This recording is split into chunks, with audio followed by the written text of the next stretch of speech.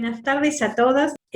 Agradecer la participación de todas, en este caso, primera vez que es de corte internacional, porque tenemos visitas, Rosana Sitic desde Argentina, y nos confirmaron algunas otras mujeres de distintas organizaciones y embajadas de Latinoamérica que van a participar.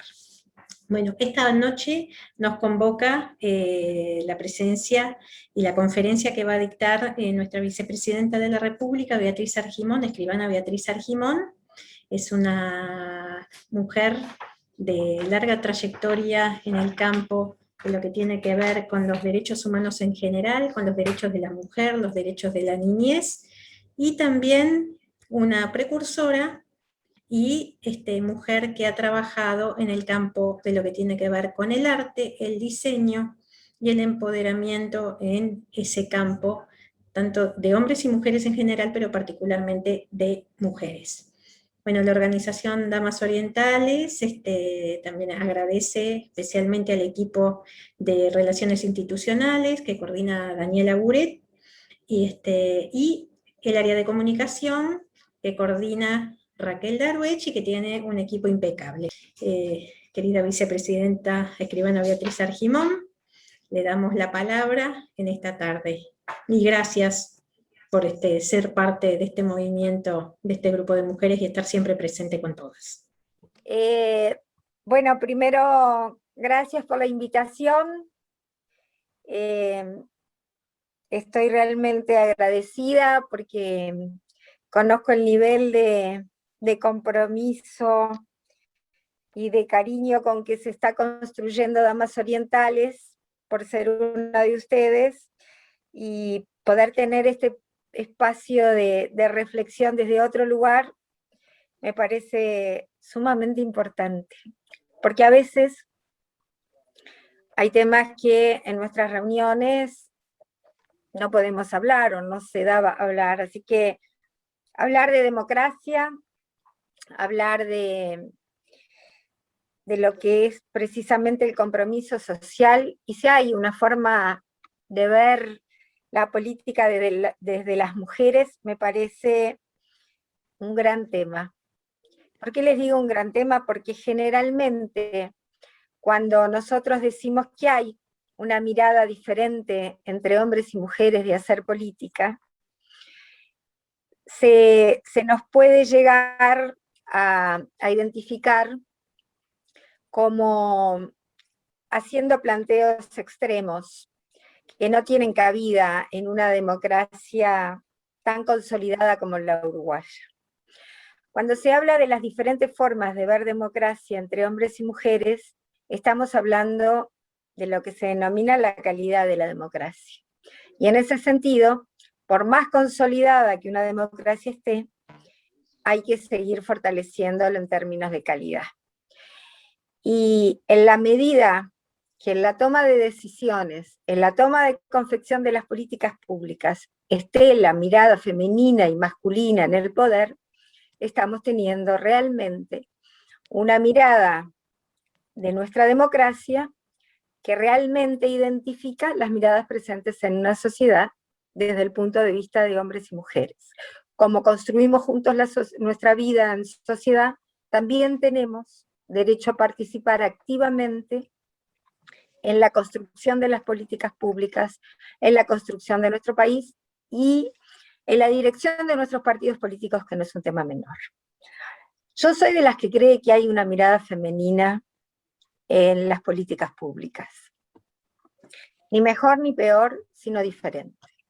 Durante muchos años, las mujeres que querían ser actores políticos entendían que para ser aceptadas tenían que, de alguna manera, masculinizarse, aprender a manejar los mismos códigos de los hombres, tratar de tener comportamientos similares en algunos aspectos, y eso en definitiva, a medida que se fue avanzando en esta lógica de la mirada femenina del poder, empezó también a cambiar.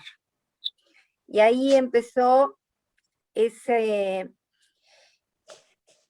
momento de mostrar que no íbamos a perder nuestra femineidad por ser actores políticos, que queríamos competir, que sabíamos que era una lucha por el poder, que los códigos que se estaban llevando adelante no son los mismos que manejamos las mujeres, y que las mujeres cuando ingresan tienen una agenda diferente, que tiene mucho que ver con el compromiso social que esta charla invita a reflexionar.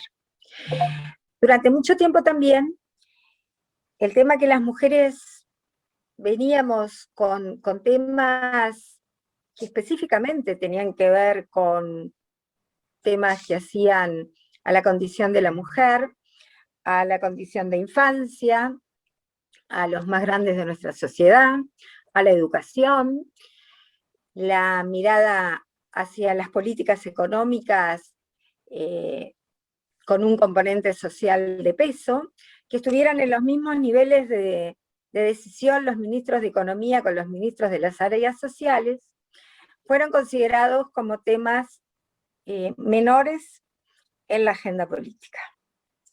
Los temas que tenían que ver con, por ejemplo, las licencias para estar más tiempo con nuestros hijos, el tener un día de licencia para que funcionarias públicas y privadas puedan hacerse los análisis preventivos de cáncer, porque ustedes saben que las mujeres generalmente postergan sus cuidados por estar precisamente al servicio de los cuidados de la familia, como está pasando ahora.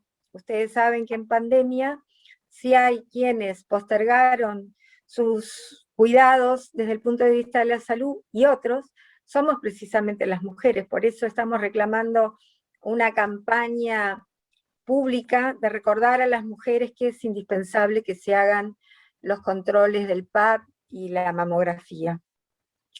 Pueden parecer temas menores en una agenda política, para nosotros no lo son.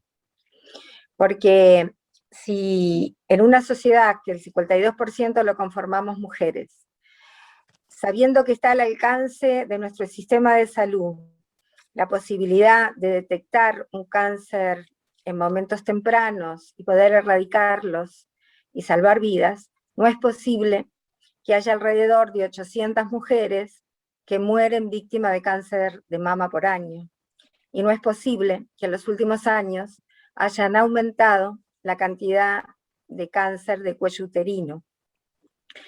Entonces, ustedes saben que esto no solo tiene que ver con nosotras, sino que tiene que ver con nuestras familias y con la sociedad en su conjunto.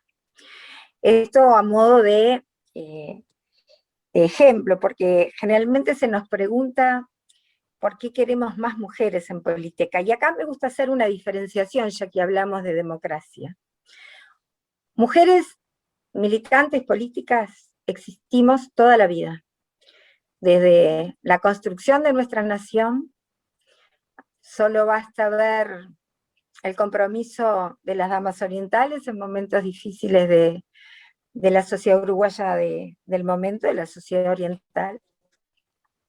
Basta ver las imágenes del éxodo oriental, con lo que significa para una mujer desarraigarse, dejar su casa, su ranchito, tomar sus pertenencias e ir con sus hijos a seguir al que era el caudillo. Y está llena la historia de mujeres militantes. Pero una cosa es militar en los partidos políticos, que además en el caso de Uruguay son de los más antiguos del mundo, y otra cosa es ser mujer política, es decir, mujer actor político, mujer que quiere participar activamente en la estructura de los partidos, avanzar en la competencia, estar en los órganos de decisión, en órganos legislativos y ejecutivos. Y ahí es donde precisamente empieza el problema. Y vuelvo a lo del principio.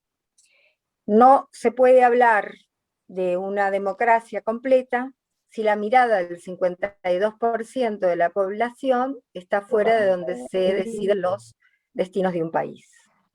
Entonces, por ahí, un país de tal alto grado de adhesión democrática como el Uruguay no puede darse el lujo de no avanzar en una calidad de democracia que implica una activa participación de las mujeres donde se decide. Los indicadores no son buenos.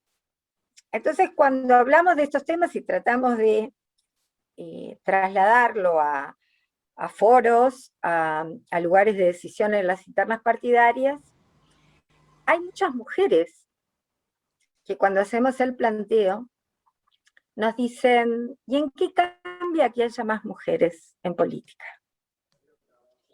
Porque generalmente, como suele pasar en los distintos ámbitos, las primeras en reaccionar frente a nuestros planteos de avances en términos de discriminación son las propias mujeres. Y eso es lo que duele más, que haya mujeres que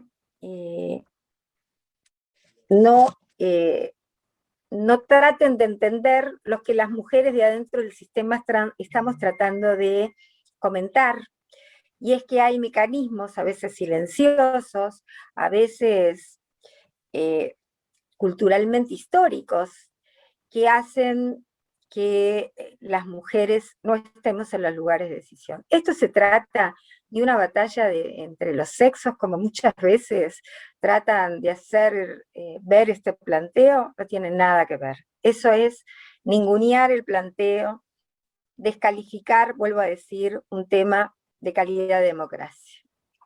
Entonces,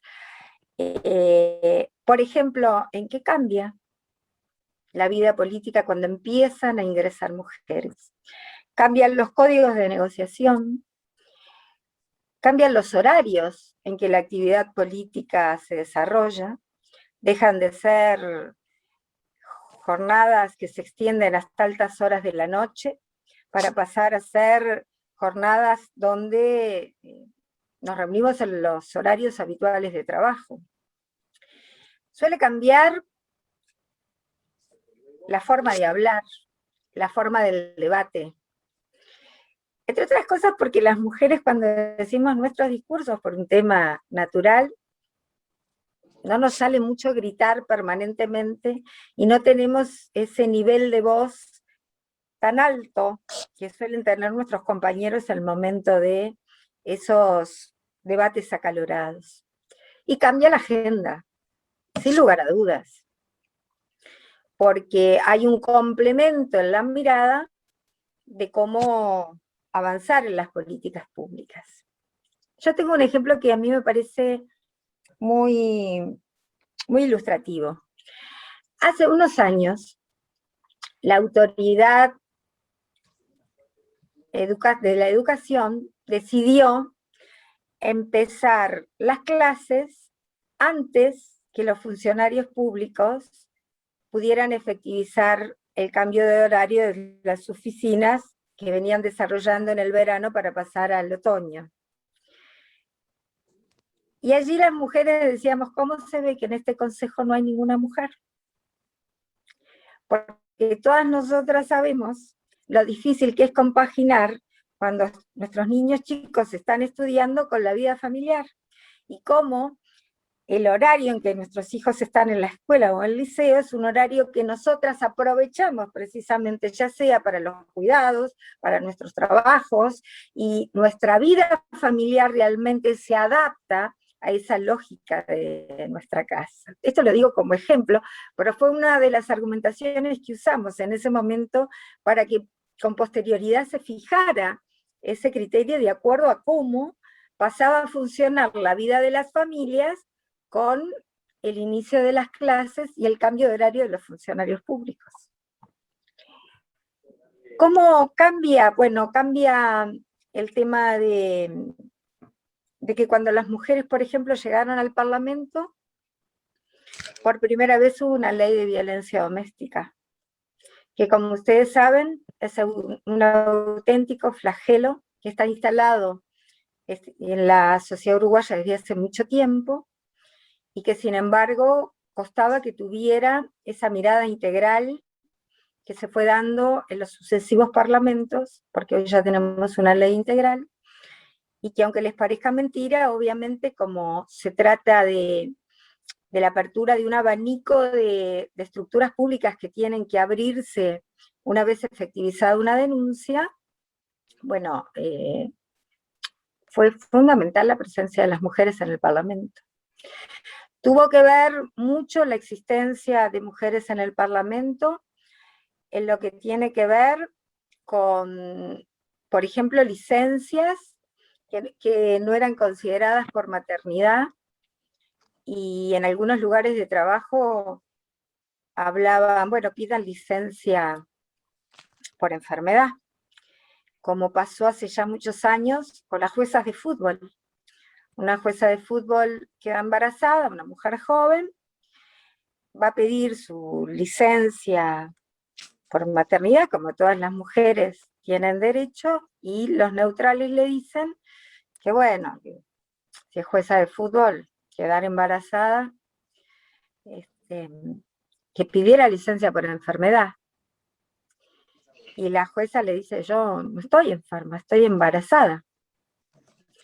Y las mujeres parlamentarias llamaron a los neutrales de la AUF a que vinieran a debatir con nosotras si estar embarazada era estar enfermas. Y bueno, por supuesto la AUF dio, y el Colegio de Árbitros cedió una nueva normativa, considerando obviamente esta situación. Y vuelvo a decir, cuando los 8 de marzo nos preguntan, ¿es necesario que haya un Día Internacional de las Mujeres en un país como Uruguay, que tienen todos los derechos, fueron las primeras en votar y tener la posibilidad de ser elegidas, fueron las primeras en divorciarse por la sola voluntad de la mujer? Esto a las mujeres chilenas siempre nos decían eso, pensar que ustedes las uruguayas, con ese cantito tan lindo, fueron las primeras de divorciarse y nosotras todavía estamos, y encima ustedes lo hacen por la sola voluntad de la mujer. Y nosotras nos gusta contar que en realidad el tema de divorciarnos por la sola voluntad de la mujer se debe a una historia de amor de un presidente de la República que estaba casado, que quería casarse con la mujer de su primo, que había desaparecido, y en esa época no había cómo ubicarlo, y por lo tanto, un legislador, en una época donde estar en concubinato un presidente de la República era un oprobio, y su compañera tenía que entrar al Solís por la puerta de atrás, un legislador, para ayudar a su presidente, decidió tener precisamente una causal de divorcio por la sola voluntad de la mujer. ¿Por qué por la sola voluntad de la mujer? Porque al esposo de esta señora, que es Matilde, no se lo podía ubicar en Europa, no se lo vio nunca más. Y en ese sentido, hubo, por supuesto, un divorcio por la sola voluntad de la mujer, y nuestro presidente de la República de la época se pudo casar. Entonces, no fue tanto por querernos de alguna manera formar parte del acceso a los derechos libremente, sino porque obviamente había que solucionar un tema puntual. Pero nos vimos favorecidas y pasamos a ser el primer país de América Latina y uno de los primeros del mundo en tener el divorcio, y divorciarnos además por nuestra sola voluntad. Lo mismo pasa con el voto. En realidad había movimientos sufragistas, como pasaba en el mundo de mujeres uruguayas, generalmente de mujeres que formaban parte de familias que le habían podido dar instrucción. Y cuenta el anecdotario de la época que había un candidato de un partido que no es el mío, por lo tanto puedo contar tranquilamente la anécdota, que era muy buen mozo, que los dirigentes de la época, en una competencia muy reñida, decían, si votaran las mujeres, como él es tan cautivador, seguramente las mujeres lo van a votar, y por eso nos dieron el voto. El señor ganó, así que por eso lo puedo decir tranquilamente, pero fue uno de los argumentos que se dio en el momento. Entonces, conociendo la historia, uno siente que en términos de igualdad real, nos quedamos en los años 50, el famoso fenómeno Maracaná que las mujeres políticas decimos. Tenemos todos los derechos consagrados por múltiples escenarios, pero de hecho, cuando se aprueba la posibilidad de ingresar mujeres al Parlamento, en esa legislatura no ingresa ninguna mujer. Para venirnos más allá y no aburrirlas, el primer parlamento, la época democrática, no tiene ninguna mujer. No hay mujeres parlamentarias. Como si las mujeres en dictadura no hubiéramos participado en todo el proceso de la reconquista democrática, no hubiéramos padecido, no hubiera habido mujeres que tuvieron que abandonar el país, mujeres detenidas, mujeres que realmente la pasaron muy mal. Y en ese sentido, llama la atención cómo es posible que además en una salida democrática donde las mujeres tenían hasta una comisión con un diagnóstico de cómo era la situación de las mujeres en esos años, no hubiera una sola mujer que accediera al Parlamento Nacional. ¿Por qué? Porque hay temas culturales. Esto es mucho más que un tema de derechos que pueden estar consagrados, pero que sin embargo cuando uno aterriza a la realidad, seguimos teniendo que tener un 8 de marzo, porque todavía está la explotación sexual, auténtica forma de esclavitud del siglo XXI, que tiene que ser uno de los aspectos que esté en la agenda política de los países, en el nuestro y en los países del mundo. La trata de blancas tiene que estar en la agenda política, ese combate que debe darse sin descanso. Cuando hablamos que todavía, y en Uruguay es una realidad, y está el estudio último hecho por Naciones Unidas, hay mujeres que ganan hasta un 25% menos que un hombre que está en su mismo cargo, evidentemente tiene que haber un Día de la Mujer para poner todo esto en el tapete, para mostrar a la sociedad uruguaya que todavía hay claras señales de discriminación. Es verdad que en los últimos tiempos, bueno, y ni que hablar de la violencia doméstica, donde todavía se mata a mujeres por el solo tema de ser mujeres. ¿Cuánto ha habido que trabajar para decir no existen crímenes pasionales? Se matan mujeres por ser mujeres, son femicidios.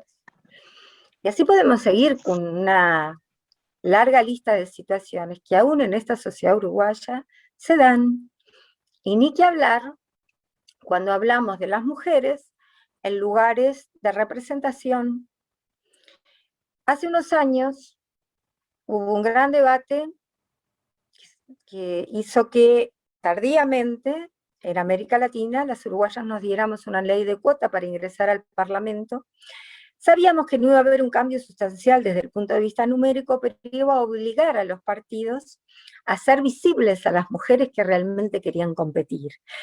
Y eso de no admitir más el que las mujeres no quieren, porque esa era una de las argumentaciones. No, la vida política es muy dura, las mujeres no quieren. Uno se pregunta, ¿para qué muchas de las mujeres que quieren cambiar aspectos de la realidad estaban militando en los partidos políticos? Porque querían cambiar y aportar. Después pasaron a pedirnos la capacitación. Nosotras nos preguntábamos cuántas veces a los dirigentes varones se les pedía la capacitación. Y así podemos seguir enunciando multiplicidad de aspectos que tienen que ver con que si éramos madres seguramente la vida política no iba con nosotras por la cantidad de horas. Nosotros decíamos, hay diplomáticas que recorren el mundo con sus hijos y construyen familia y mantienen sus familias. En el Poder Judicial, las mujeres juezas que hacen toda una trayectoria por todo el país, están haciendo su carrera judicial, ¿por qué las políticas vamos a ser diferentes si no vamos a querer estar? Y obviamente había mesas chicas donde se decidían los lugares en las listas, especialmente a funcionales, a lo que los líderes de los partidos determinaban. Generalmente con nuestras reivindicaciones, especialmente los últimos años del siglo XX, molestábamos en las estructuras, y fue una batalla el poder hacer sentir la voz de las mujeres. Y ahí viene un episodio que nos caracteriza en el mundo.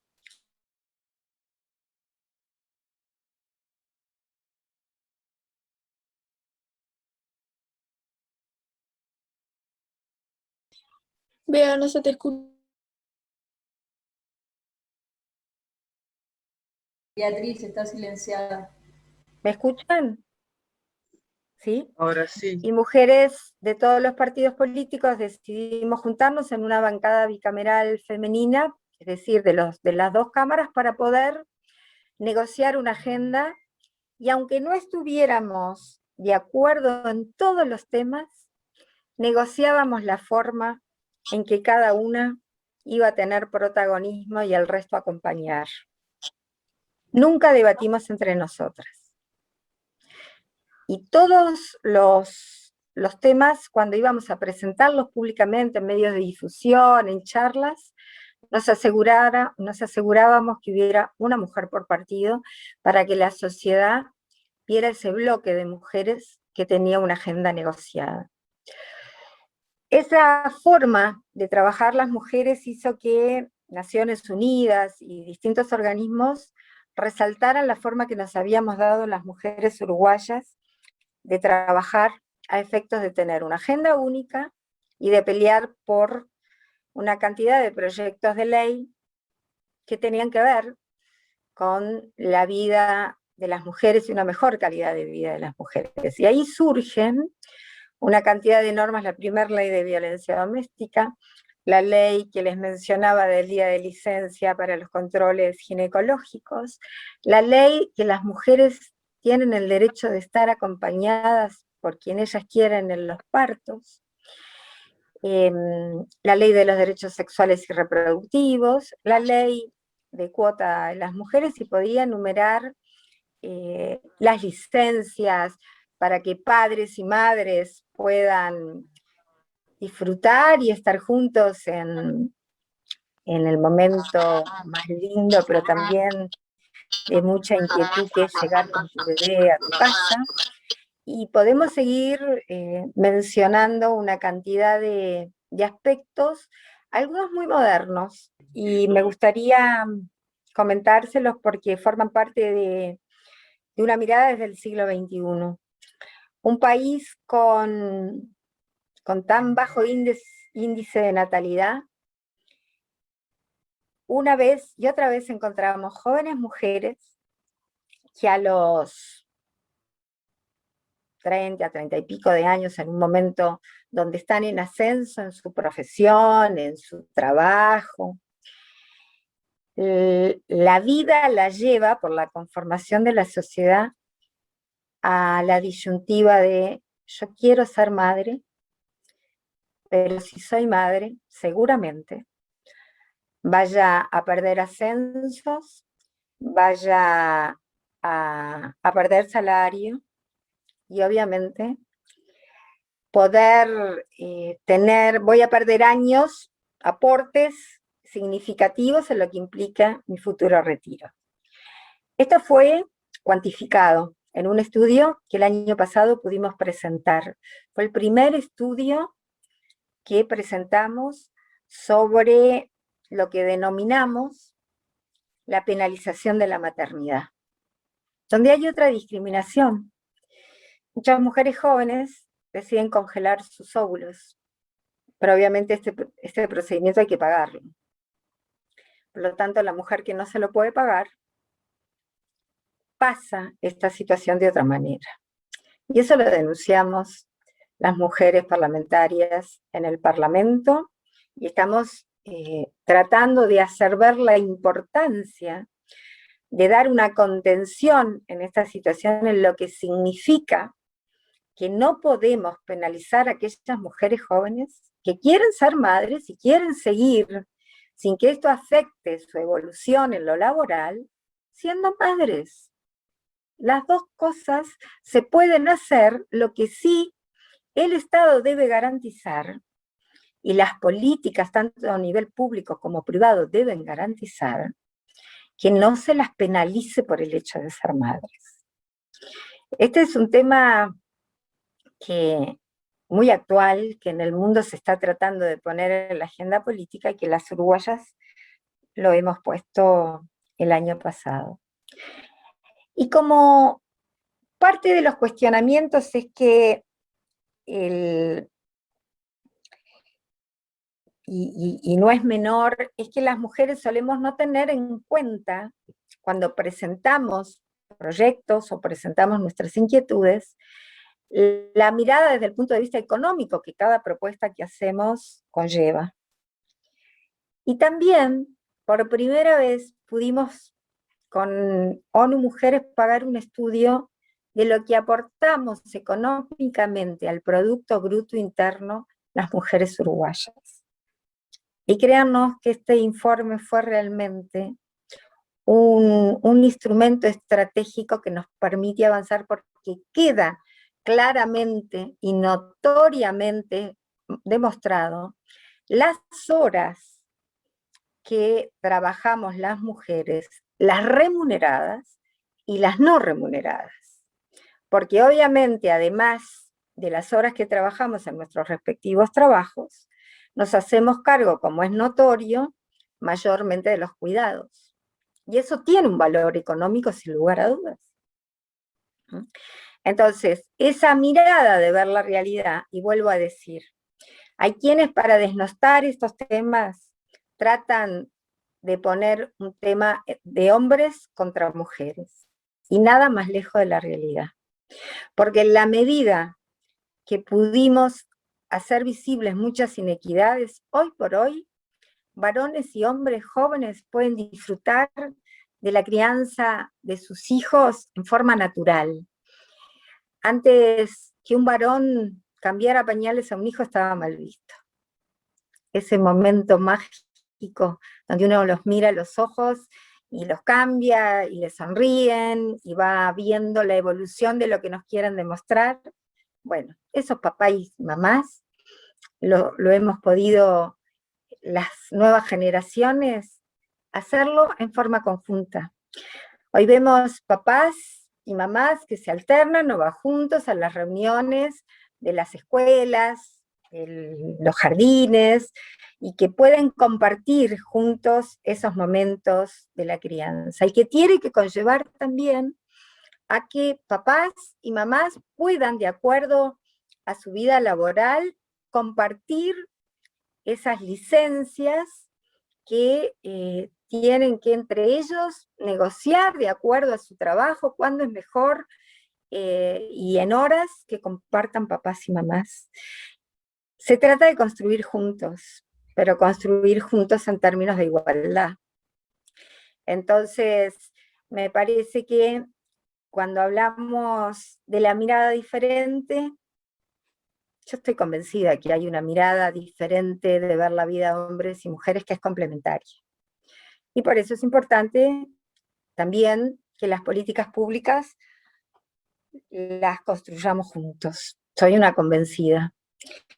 Y creo que han habido cambios, sin lugar a dudas, pero tenemos que seguir avanzando en esos cambios. Y estos temas que les decía, estos últimos, nos llevaron a pedir en los últimos meses la posibilidad que haya un estudio de cuánto nos saldría una canasta básica informática para que las mujeres uruguayas de todos los niveles puedan tener acceso a la tecnología. Nosotros vamos a pelear para que las mujeres dejen de ser analfabetas en el mundo digital.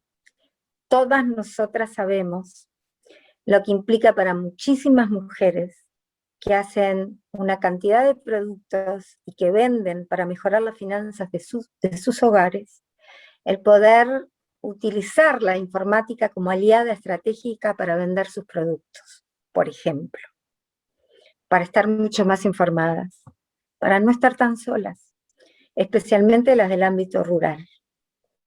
Entonces, estamos haciendo un convenio para poder hacer un estudio de cuánto implicaría poder hacer cursos para que las mujeres de los sectores más vulnerables puedan tener acceso a la tecnología que les permita tener una mejor calidad de vida. Así que, como verán, también hay temas que tienen que ver con el siglo XXI y las mujeres. Tiene que ver con el trabajo del futuro. Hay estudios que a nivel mundial que ya están indicando que las mujeres somos las que más rápido nos adaptamos a los cambios y por lo tanto a ese trabajo del futuro que vamos a tener que enfrentar. Por eso el acceso a la tecnología es tan importante. Y eso tiene que estar en la agenda de las políticas públicas. Entonces, es una agenda que se renueva, es una agenda que desde mi lugar entiendo que tenemos que estar todos juntos, pero fundamentalmente tenemos que estar todas juntas. Tiene que ver con una mirada de la sociedad, tiene que ver con construcción de futuro, y tiene que ver con una más y mejor democracia sin lugar a dudas. Así que yo no las quiero aburrir, porque si hay algo que me gusta es poder conversar, ya que estamos todas las damas orientales y personas que se han incorporado a este intercambio, que tiene mucho de vivencia personal y de mirada de futuro. Te agradecemos, Beatriz, fue preciosa exposición. Creo que además que en esto de que hay una agenda que se renueva, hay muchas preguntas y hay algunas manos levantadas también. Si querés te paso alguna pregunta. Mira, acá hay una estudiante de liceo, Martina, que pregunta ¿cuál es tu opinión acerca de los feminicidios? Y que está haciendo un trabajo para el liceo, y bueno, me parece maravilloso que un estudiante liceal pueda hacerle una pregunta a la vicepresidenta. Sobre los femicidios. Arriba ahí. Hubo un debate muy fuerte sobre el tema de los femicidios. Hubo mucha posición en contra, porque entendían que era un homicidio, como cualquier otro. Y hubo mucho debate en términos de hacer entender que lo que estábamos tratando de decir es que no era un homicidio más, sino que había que agregarse que a la mujer se le mataba por su condición de mujer, y que por lo tanto esto tenía que ser considerado desde una lógica diferente. Como yo le decía que antes, cuando un hombre mataba a una mujer, tenía que ver con el drama pasional, y los diarios lo titulaban así, el drama pasional. Eso fue también una lucha de poder hacer ver que estábamos hablando de otra cosa, que eso de la maté porque era mía, había que dimensionarlo desde otra forma. Bueno, no crean que fue fácil, y hay argumentaciones que se pueden leer, incluso de mujeres que entendían que no teníamos que categorizar como femicidios la causa de muerte de mujeres en víctimas de su agresor. Pero bueno, también es verdad que pudimos hacerlo y que hemos avanzado en términos de que se puso en la agenda, las políticas públicas tienen que tener este tema presente. Todavía hay cosas que mejorar, fundamentalmente en el interior de nuestro país, porque ahí la soledad de las mujeres es más fuerte. Ahí es muy difícil que una mujer, porque la cara más fuerte es el femicidio, pero el tema de la violencia es de múltiples aspectos, la psicológica, la física, la económica. Entonces, creo que todavía tenemos que concientizar mucho sobre el flagelo de la violencia doméstica, y es necesario que haya juzgados especializados en el interior del país. Vuelvo a decirles, las mujeres en el interior están mucho más solas. Cuando se animan a hacer una denuncia, realmente hay que brindarle toda esa contención indispensable, porque, bueno, cuando toman ese paso, créanme que lo hacen en la más absoluta soledad la mayoría de las veces. Así que creo que si bien se ha avanzado en el tema de los femicidios, todavía hay un camino a transitar. Especialmente que cuando las mujeres sienten la necesidad y la fortaleza de ir a hacer la denuncia, el sistema rápidamente les da respuesta. Tenemos otra pregunta, Beatriz. Ahora se escuchó perfecto. Durante mucho tiempo el electorado femenino prefería un candidato varón, mientras que el electorado masculino rechazaba a la mujer. Hoy se reconoce que una mujer puede tener mayor poder de captación de votos y menos resistencia del lado masculino, como que la participación equivale a una renovación de esperanza. ¿Este sentir lo captó usted en el transcurso de su carrera política? El tema de la educación es uno de los temas más complicados. En realidad es como oscilante. Hay momentos donde efectivamente uno siente que hay avances y hay voluntad de que esto forme parte de la lógica educativa permanentemente en las distintas instancias educativas, en los distintos niveles. Otras veces uno siente como que se baja el plafón a esta temática. Por eso siempre es bueno, cada vez que empieza un periodo de gobierno, recordarle a las autoridades educativas la importancia de tener presente siempre el tema de género y el tema de la violencia, porque los niños en sus maestros, en sus profesores, en sus adscriptos, suelen tener precisamente esa confianza que les permite hablar y contarles lo que les pasa. Entonces, vaya si será importante todos estos temas que están presentes en la educación.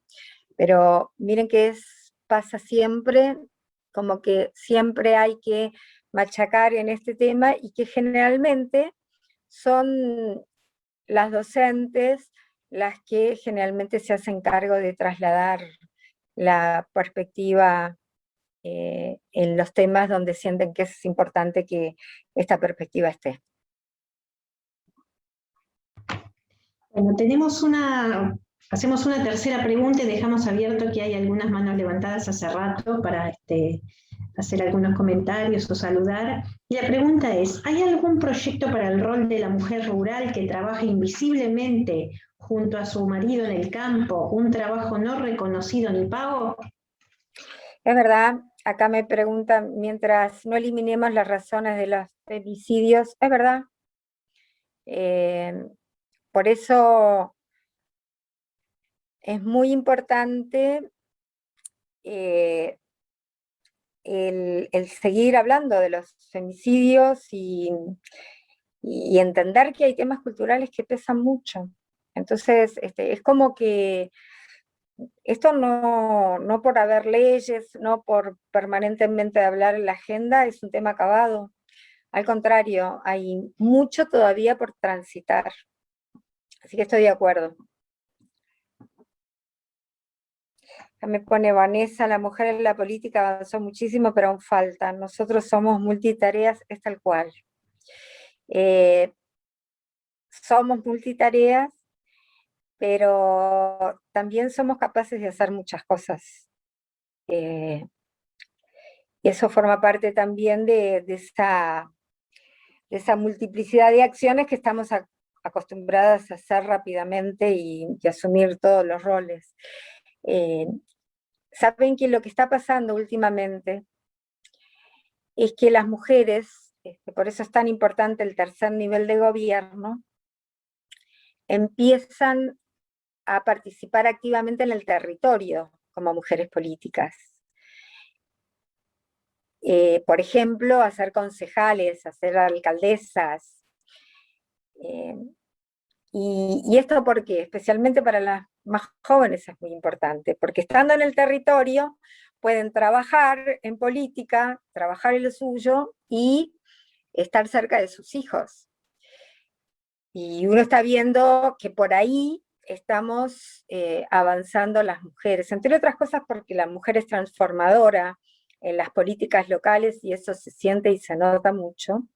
A la mujer le gusta, con la mujer llega la transformación del entorno y por eso se sienten cómodas trabajando en el territorio y hay un avance de mujeres con algo que también tenemos que tener en cuenta.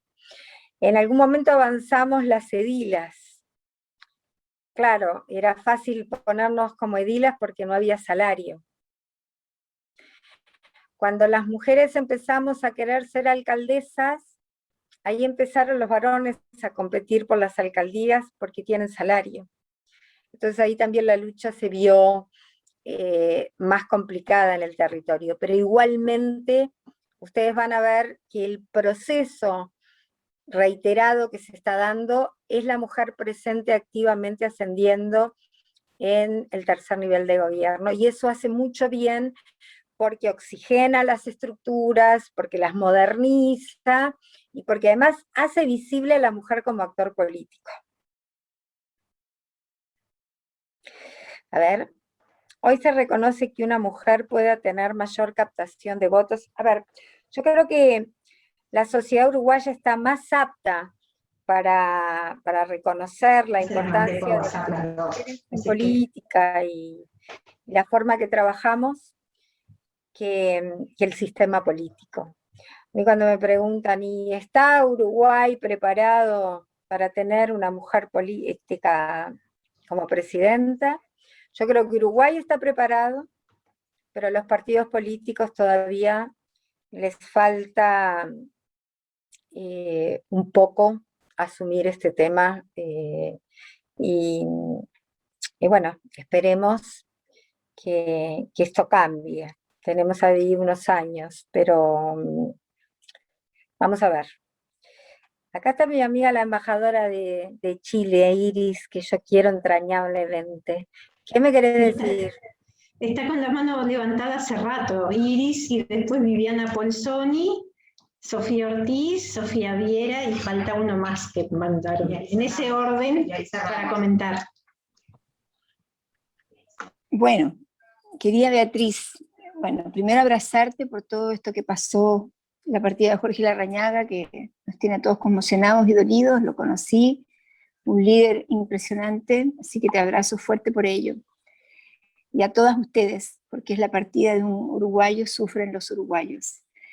Así que primero eso. Segundo, nada, yo, Beatriz, así también te quiero entrañablemente, te admiro profundamente porque llevas la delantera con la bancada bicameral, con todo lo que se ha hecho, lo que ha hecho Uruguay. Quiero contarles que nosotros estamos atravesando un proceso interesantísimo de cambio en Chile, y Uruguay ha sido mencionado por muchas de las constituyentes elegidas como ejemplo. De hecho, bueno, yo en la embajada hice un espacio de la mujer donde pongo los hitos de la mujer en Chile y en Uruguay, y Uruguay por lejos lleva la delantera en la región. Mi tema justamente pasa por, primero es como, siento que se ha construido y se ha hecho un largo camino para que la vida de las mujeres sea más igualitaria, y queda un camino por recorrer, pero se ha hecho mucho también. Y mi pregunta, querida Beatriz, pasa por dos lados. Uno, que creo yo, y no sé cuál es tu idea, que la mujer uno se tiene que formar, estar segura de sí misma, o sea, hay que trabajar en la formación, en la capacitación, en el tema de la innovación para la violencia familiar, pero el hecho de que las mujeres nos atrevamos a salir al mundo, a trabajar. Yo he hecho, todos mis trabajos han sido del mundo de hombres, la verdad, pero uno tiene que tener esa fuerza y animarse. Y creo que ahí hay un trabajo para hacer, para que todas puedan, las mujeres tengan ese coraje, porque también a veces el otro, y no voy a ponerlo en el hombre solamente, porque nosotros nos debemos integrar un mundo de hombres, no competimos, sino que nos integramos, nos sumamos como equipo. ¿Cómo hacer para que las mujeres puedan sentirse más empoderadas realmente de lo que somos? O sea, tomamos la mitad de las decisiones del mundo, las mujeres, que no es poco, y son muchas decisiones, los colegios, lo que se compra, más allá de cuando uno interviene en el mercado laboral, mucho antes de eso, no se toman decisiones.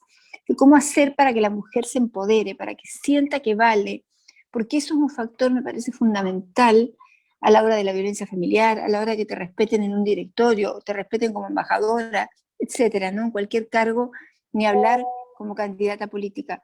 ¿Cómo lo ves, Beatriz? ¿Qué se podría hacer? Porque eso y el tema de la aplicación de la innovación para el tema de la violencia familiar son dos temas que a mí me preocupan muchísimo. Y te mando un abrazo inmenso y a todas las mujeres acá presentes. Bueno, obviamente Iris es conocedora de todos estos temas. Es bueno siempre intercambiar, especialmente entre las mujeres latinoamericanas y especialmente con Chile, cómo vamos avanzando y cómo vamos transitando todos estos temas. La mujer debe cada vez empoderarse más, lo hemos hablado con Iris. Muchas veces yo les decía hoy, a nosotros nos piden, están capacitadas, te dicen, realmente quieren. Sinceramente, con Iris hablábamos, a veces en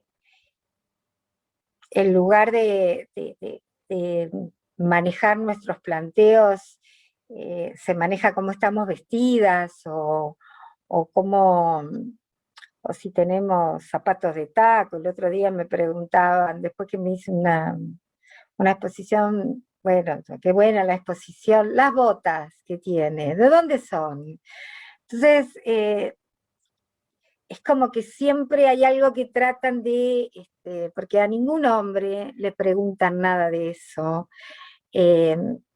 Es como que todavía a nosotras se nos sigue mirando más, se nos sigue pidiendo más, se nos sigue exigiendo más, y la verdad es que no corresponde, porque capacitarse, tienen que capacitarse hombres y mujeres en política y en todos lados cuando uno tiene una meta a la que quiere alcanzar. Entonces, ¿por qué pedirlo solo a las mujeres políticas? Después, muchas veces ustedes ven que una mujer hace planteos y todos en la mesa la miran, pero al rato viene otro que dice algo absolutamente menor, y es como que dice la verdad revelada y el más grande aporte que han escuchado en la mesa. Y yo me preguntaba, ¿pero seré yo que me pasa esto? Y después en reuniones de mujeres a todas nos pasaba lo mismo. Y yo siempre me acuerdo una mujer del interior que decía, mira, yo les voy a decir algo, yo siento que soy transparente cuando hablo, que preparo mis temas y que me escuchan, ay, qué bien, qué esfuerzo, qué hace, qué bárbaro, y siguen mirando para otro lado y hablando de otros temas, y que lo mío pasa a ser un tema. Y miren que estas cosas uno lo cuenta, y lo habla en ámbitos de mujeres científicas, de mujeres en el ambiente económico, en empresarias, y en algún momento todas sentimos lo mismo, que se nos pide más, que se nos exige más, y uno piensa que a esta altura, especialmente en Uruguay, con el nivel de formación que tenemos las mujeres uruguayas, de involucramiento en todas las áreas, la verdad, es medio injusto que se hagan planteos de esas características. Entonces, yo creo que pasa por nosotras mismas, empoderarnos. Yo hago una anécdota, siempre en las charlas, especialmente para las mujeres más jóvenes, y cuando lo hago todas se ríen porque nos pasó a todas. Cuando uno se empodera y dice, yo voy a pedirle mi lugar en la lista al líder del sector. Porque nosotras, una de las características es que no pedimos, porque se supone que el líder del sector sabe todo lo que trabajamos y que es natural que nos ponga en el lugar X. Eso no pasa nunca, ¿no? Hay que ir y pelear el lugar, y se lo decimos a todas las mujeres, en todos los órdenes, y en política, en el que más. Entonces vos te preparás, la noche antes te armás el discurso, qué le vas a decir, lo ensayás, llegás, te sentás con el líder, y el que lleva 1000 vueltas, te mira, ¿cómo estás? E inmediatamente te dice, ¿y cómo está tu padre? Ay, tengo los mejores recuerdos de tu padre. ¿Y los nenes? Y fulanito, ¿cuántos años tienes? Y empieza, de alguna manera, ya a plantear la conversación, no estrictamente desde el punto de vista político, sino que habla de tu familia, y vos entrás, porque no hay cosa mejor que te pregunten por tus hijos, por tus padres, entonces ya te enganchás y ya no sabes. Y la verdad que uno termina en algún momento de su vida política diciendo, pero yo, ¿cómo me atreví a este pobre hombre que me conoce de toda la vida a querer venir y a decirle que quiero el primero, el segundo, o que quiero ser alcaldesa? Pero yo la verdad no tengo, y todavía vas y te flagelás. Es decir, pero ¿cómo pude hacerle esto a este hombre? Y después, a las reuniones chicas, donde generalmente las mujeres no estamos, y se decide los lugares de la lista, y ya fueron todos los señores a decir que quieren el primero, y todo lo que hicieron, le hacen un raconto de todo lo que hicieron, aunque no lo hayan hecho, y vos quedaste para atrás. Y miren que cuando lo hablamos, es tal cual. Tiene que ver con el momento de la negociación. Las mujeres muchas veces fracasamos en la negociación porque precisamente, como Iris dice, el tema del empoderamiento es muy importante. Nosotras tenemos que ir convencidas de que hay que pedir nuestro lugar, porque la negociación forma parte de la esencia de la política. Y no dejarnos desviar del objetivo. Tenemos agendas propias, tenemos miradas interesantes para trasladar, y el tema, la verdad, especialmente en estos años, uno siente que aburre a muchas mujeres muy capaces, que la verdad dice, pero yo no estoy para perder tiempo, y que venga cualquier, no quiero usar el término, y dijo 3 pavadas en un acto y parece que es un candidato maravilloso. Bueno, eso nos pasa. Entonces el empoderamiento que dice Iris pasa por también convencernos nosotras mismas, que tenemos que negociar nuestros lugares, que estamos pidiendo algo que estamos convencidas que podemos hacer bien, y plantearnos una estrategia nosotras y avanzar.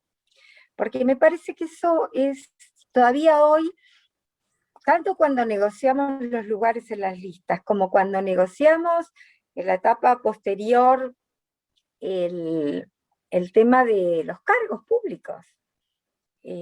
Ahí también es un momento difícil para las mujeres. Así que si el empoderamiento, como dice Iris, nosotros tenemos que convencernos que no solo tenemos los derechos, sino que además podemos llevar adelante cualquier negociación política, y que estamos realmente en condiciones de poder llevar adelante lo que nosotras queremos. Y eso pasa en el ámbito político y pasa en otros órdenes, donde uno va avanzando, pero cuando ya vas accediendo a lugares donde ya se decide más, ahí el tema se complica en todos los lugares donde se ejerce el poder. Así que no es exclusivo de las mujeres políticas, pero el tema del techo de cristal mujeres existe, es de verdad. ¿Verdad, Iris?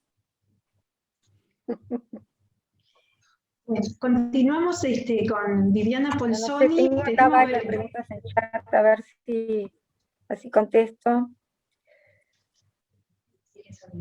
Viviana, Gracias, quería Rosy. plantear algo, la pregunta.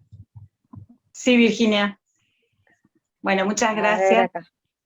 Beatriz, una alegría saludarte. Tengo el privilegio de conocerla hace muchos años, así que es doblemente un privilegio estar participando y escuchando tu exposición. Me acuerdo hace unos años en alguno de esos corredores, porque indudablemente eres una mujer pionera en lo que haces, y lo haces muy bien. Dijiste que una de las cosas que te preocupaba es que tú ibas abriendo puertas, y que te preocupaba mirar para atrás y que no venían toda la cantidad de mujeres que tenían que venir. Indudablemente lo tuyo dentro de la política, lo mío dentro de la parte empresarial. ¿Qué sugerencias tenés para todas esas mujeres jóvenes que tienen ganas? Va un poco de la mano de lo que decía la embajadora Iris.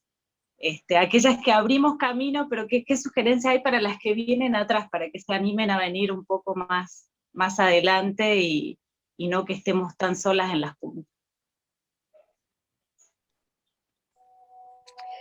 Sí, es verdad. Ha sido una preocupación permanente el ver que yo perdí a muchas compañeras en el tránsito, Viviana, como vos decís. Yo veía que había mujeres muy capaces, fantásticas, que la verdad esto las aburría, se iban a hacer aportes desde otro lugar, y veía que perdíamos un potencial femenino fantástico de contribución. Y es verdad que esto también pasa en el ámbito empresarial, sin lugar a dudas, y pasa en varios. Y por eso yo siempre digo que cuando las que vamos avanzando asumimos eso que estamos abriendo espacios, no podemos olvidarnos que hay que empezar a interpretar la vida de las más jóvenes, que van a tener que enfrentar distintos temas, una vida distinta a la nuestra. A nosotras nos tocaron unos desafíos, a las nuevas generaciones les tocan otros, pero que sin lugar a dudas hay algo que tiene que unirnos, y es eso de tender puentes entre nosotras. Que propiciemos que las mujeres más jóvenes sean visibles en las estructuras políticas o en las estructuras empresariales. Por eso, acá que en Damas Orientales hay empresarias, está la presidenta Omeu, que se hayan juntado las mujeres empresarias es muy importante, pero no solo para las mujeres empresarias, y esa forma de que todas tenemos que tener de ir tejiendo redes, de apoyarnos las unas a las otras. La sororidad existe, es real y es imprescindible en estos tiempos, sino que además tiene que existir ese compromiso. Bueno, yo voy llegando, pero miro para atrás y veo qué están precisando las que vienen atrás para llegar, y cómo yo las potencio, y cómo yo ayudo a que les sea más fácil. Y ese compromiso no lo tenemos todas las mujeres que llegamos. Y eso es un reclamo que yo siempre hago. Porque generalmente ustedes habrán escuchado, especialmente en las políticas, que muchas dicen, ay, yo llegué sin cuota por mi capacidad, como si las demás que no llegan no son capaces o no quieren, y que llegan las iluminadas. Yo soy de las que llegó sin cuota, y soy la que peleó la cuota, y que ahora voy a pedir la paridad. Yo voy a votar una ley de paridad, porque verdaderamente siguen habiendo obstáculos, y Uruguay precisa un impulso en los partidos políticos que tienen que dar hombres y mujeres jóvenes que van a ver el siglo XXI distinto a mi generación, y que van a tener que tomar medidas mucho más rápidas, van a interpretar los tiempos de otra manera, porque son tiempos muy distintos a los míos. Entonces, si no hay un avance real de mujeres y varones jóvenes en las estructuras y en forma conjunta, difícilmente vamos a realmente poder encarar esos cambios de futuro que son inminentes y que nos cuesta como uruguayos ir entendiendo que este paso lo tenemos que dar. Siempre nosotros los cambios son lentos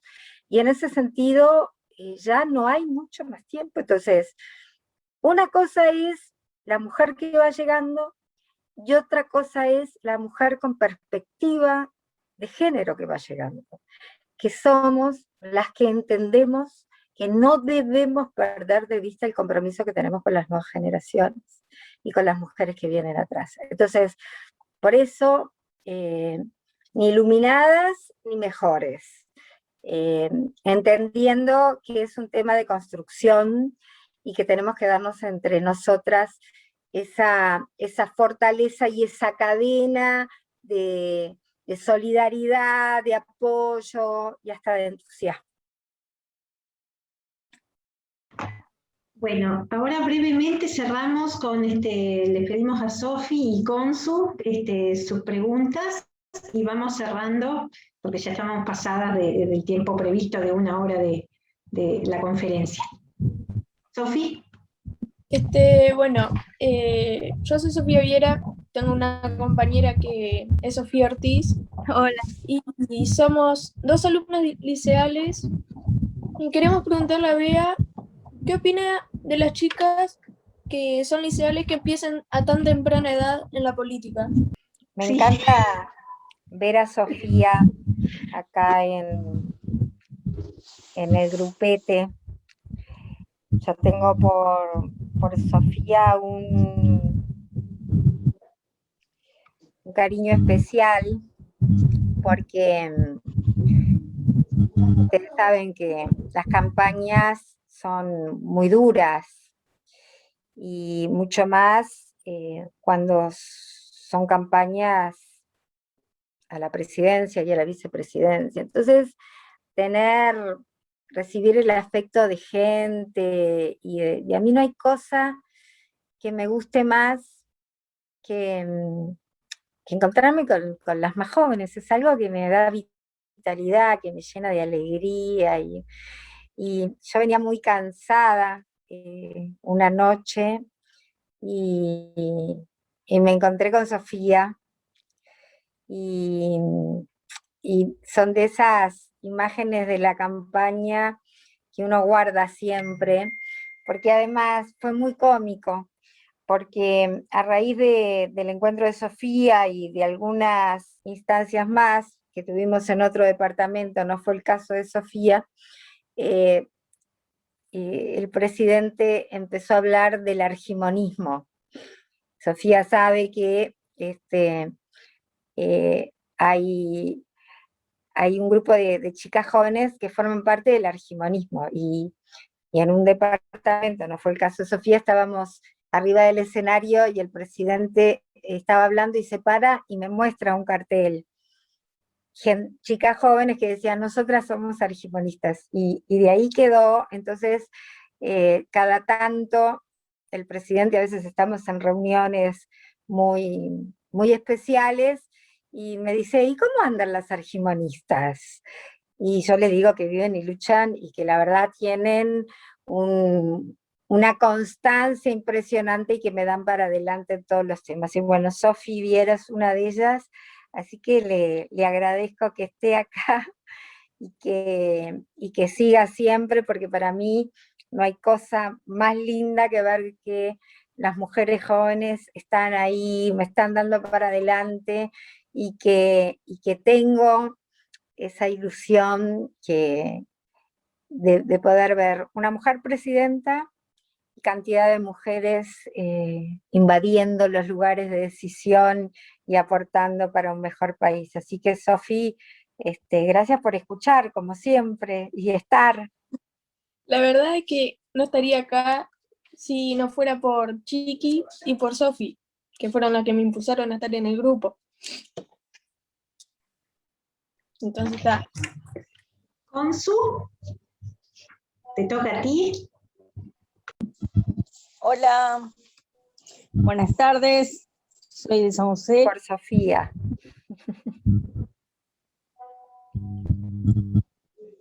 Buenas tardes, Beatriz, soy de San José. Varias veces lo No debe haber cosa más encontrado. linda en cualquier profesión que estimular a las más jóvenes. Y yo hasta el último día voy a militar para que los jóvenes tengan no un espacio en el discurso, sino un espacio real. Y por eso que decía, cada vez se hace más notorio que se precisa gente más joven. Y cuando yo tuve que elegir dos cosas. Alguien de confianza y en un cargo importante para que me acompañara como prosecretaria de la Cámara, y se convirtió en la mujer más joven que asumió la prosecretaría de la Cámara, que es Vicky Vera, que está haciendo una excelente gestión. Y después, en algo que es tradicional, hay que elegir edecanes, que tiene que ser uno por fuerza. Y yo elegí dos mujeres, una que pertenece a la Armada y otra al Ejército, y un edecán varón a la Fuerza Aérea. Y el presidente hizo al revés, porque así los dos considerábamos las mujeres, entonces fue al revés. Él tiene una mujer y dos varones de decanes. Así que cuando uno puede contribuir a abrir esos espacios, y especialmente si son mujeres jóvenes, como son estos tres casos, yo siento que vale la pena seguir.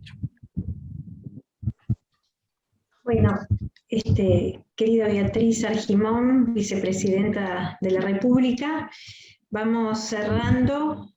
Agradecemos a todas la participación, el entusiasmo. Quedaron preguntas, pero estaba previsto este horario.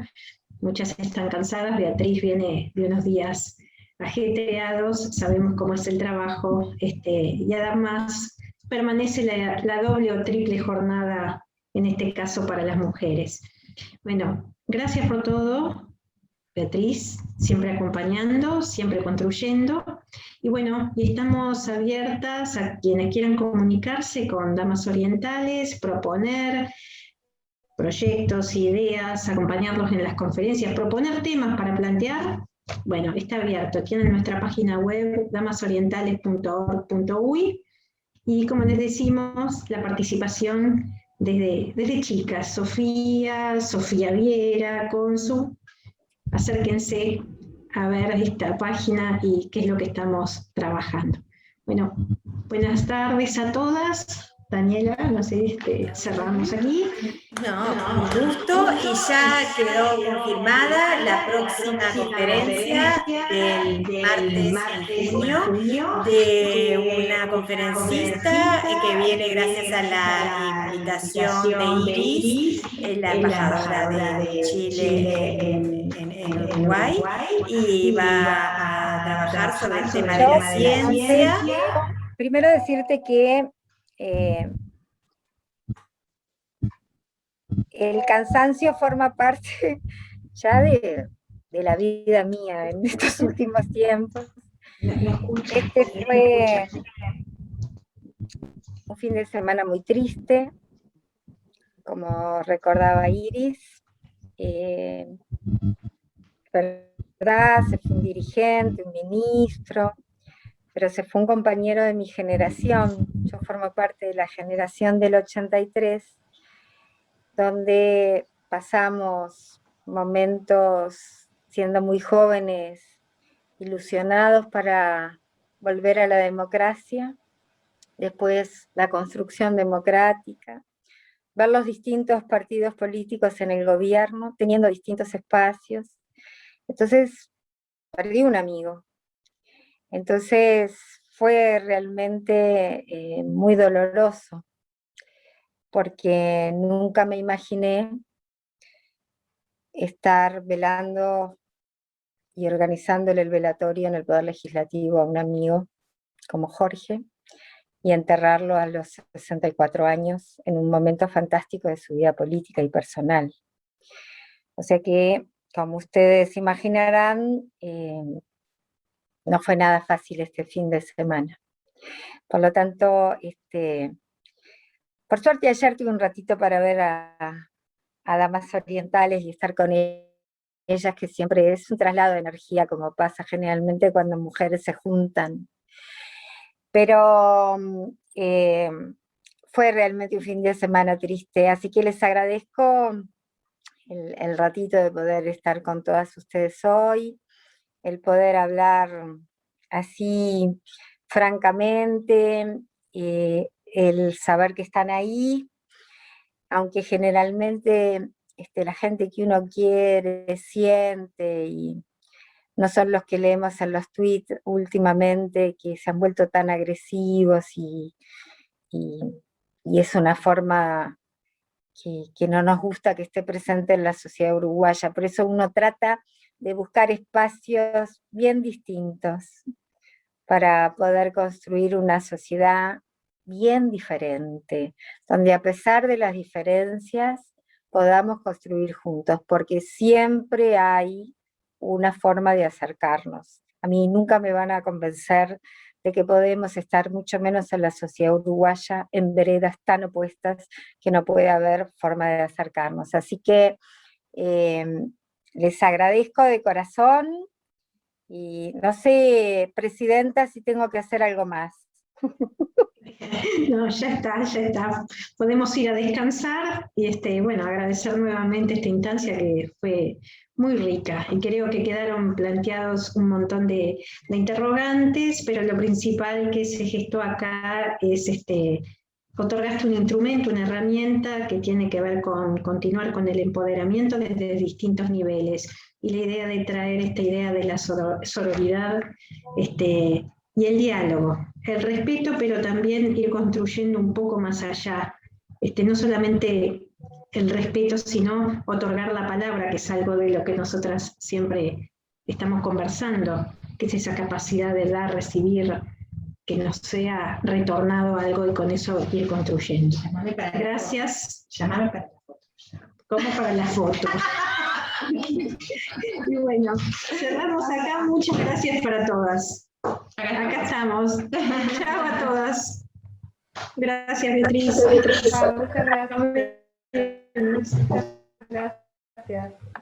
Muchas gracias. Chao, chao. Gracias.